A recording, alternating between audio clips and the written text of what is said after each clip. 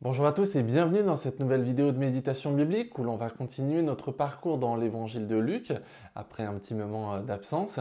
Et on arrive aujourd'hui à Luc chapitre 9, les versets 37 à 43. C'est un passage qui présente une difficulté parce qu'on voit Jésus qui va rabrouer ses disciples d'une manière assez abrupte sur un sujet que l'on peut trouver peut-être un peu difficile. Pourquoi est-ce que Jésus adresse à ses disciples le reproche qu'il leur adresse dans ce texte?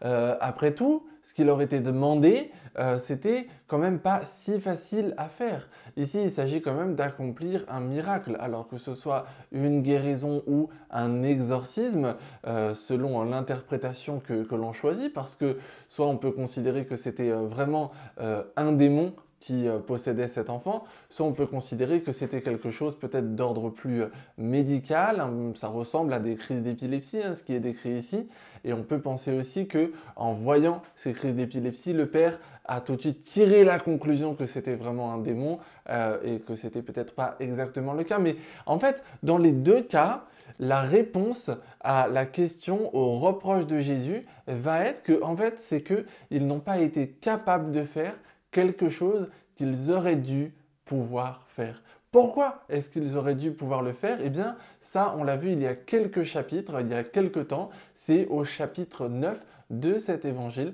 l'évangile de Luc. Jésus avait envoyé ses disciples en leur donnant l'autorité de chasser les démons et de guérir les malades. Et ensuite, une fois qu'ils ont été envoyés, c'est exactement ce qu'ils ont fait de village en village. Et ça a réellement fonctionné.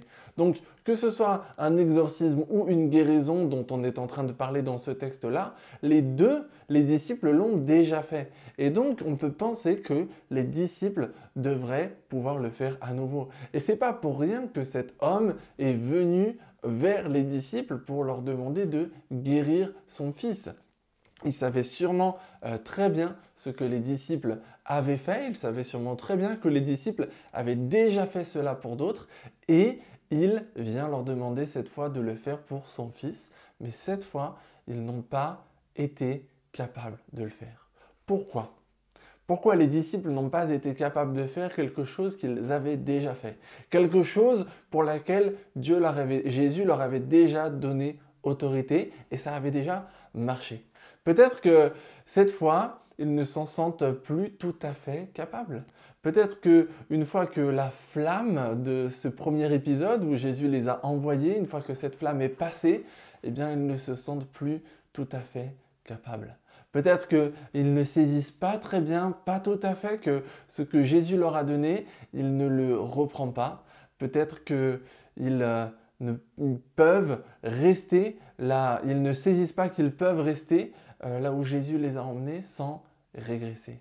Ils croient que ce que Jésus a fait était seulement pour un temps et que maintenant c'est différent et que maintenant ils ne peuvent plus. Peut-être que maintenant ils ne se sentent plus à la hauteur.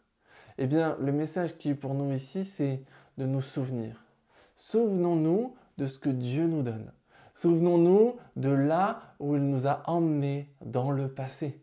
Et en sachant que c'est en nous appuyant sur cela, en nous appuyant sur l'œuvre de Dieu dans nos vies, que nous pourrons aller de l'avant et progresser.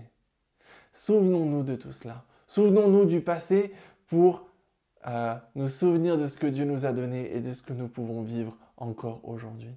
Mais aussi, voyons l'action de Jésus.